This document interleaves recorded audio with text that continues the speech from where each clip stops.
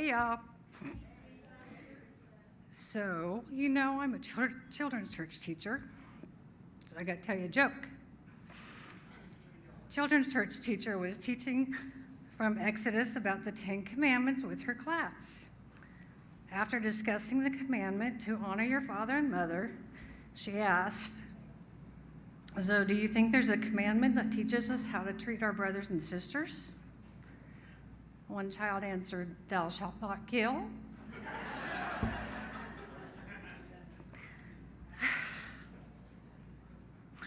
This is my story of how God strengthened my faith. 2021 taught me to focus on Jesus the rock and not the hard place I'm in. It was a crazy, eventful year for us. The day before, my sister Debbie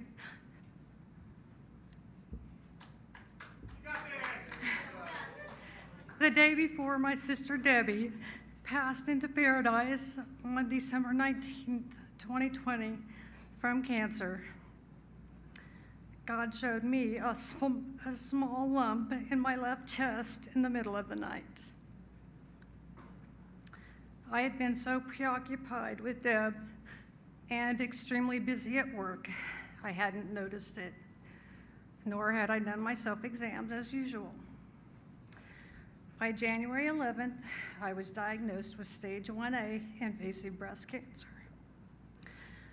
The call from the surgeon who did the biopsy came at 7:30 Monday morning, right after Kyle and Blake had left, and I was getting ready to leave for work. I was alone with God. I hung up and prayed, okay, God, this is your body, you made me, and I trust you to use this for your glory. I'm not saying it wasn't shocking, but I did feel reassurance that I'd be healed. After a lot of prayer and discussions with my family, friends, and doctors, I reluctantly agreed to take chemotherapy. Let me tell you, it went completely against my exercise, eat healthy, and don't put junk in my body plan for a long life. I really struggled with what I felt was putting poison into my body. When the oncologist told Kyle and I it was my best chance for a cure, I conceded.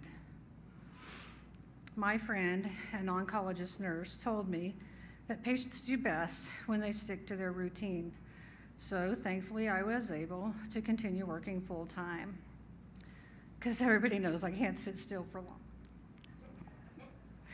On the 2 to 3 days I felt awful after chemo, God lifted my spirits and carried me through.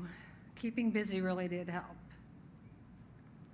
I am so blessed to have worked with believers who prayed with me as we prayed every morning for our patients. By Sundays, I was thrilled to go to church with my family and friends and to be able to continue serving my Lord in children's church. It would have really upset me if I hadn't. I wasn't strong, but my God is mighty. After my diagnosis, I only really felt sad once, never mad at God or discouraged. It was always God's battle. Trusting that God's got me lifted the burden of fear that cancer patients often feel.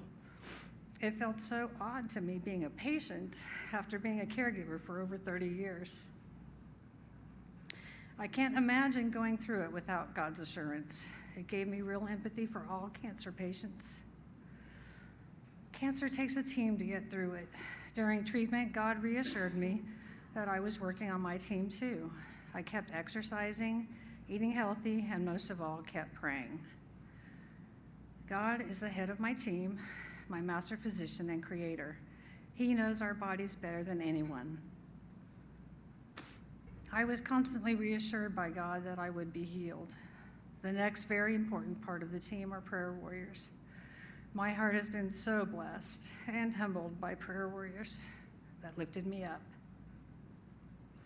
Pastor Jesse, my family and friends laid hands on me praying for healing, and people I've never even met prayed for me. I can never thank everyone enough. People would ask if they could put me on their church's prayer list, And I would tell them, prayer is the best gift you can give me. The next part of the team were my doctors and staff, and I was blessed to have Christian doctors and nurses who looked to God, knowing that God created science along with everything else. I picture Jesus, arms open, saying to me, "I've got you, sister. Keep trusting me, one day at a time."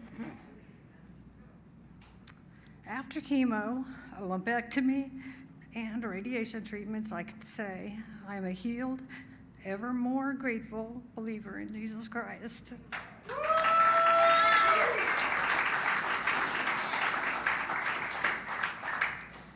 So if you're going through trials, keep going, let go, and watch God do his thing. Pray for God's leading, watch for his answers in his people. Read God's word, and you'll find so many affirmations that we can trust him. Truly, God's got us. Just like his word says in Hebrews 11:1, faith is confidence in what we hope for and assurance in what we do not see. Thank you.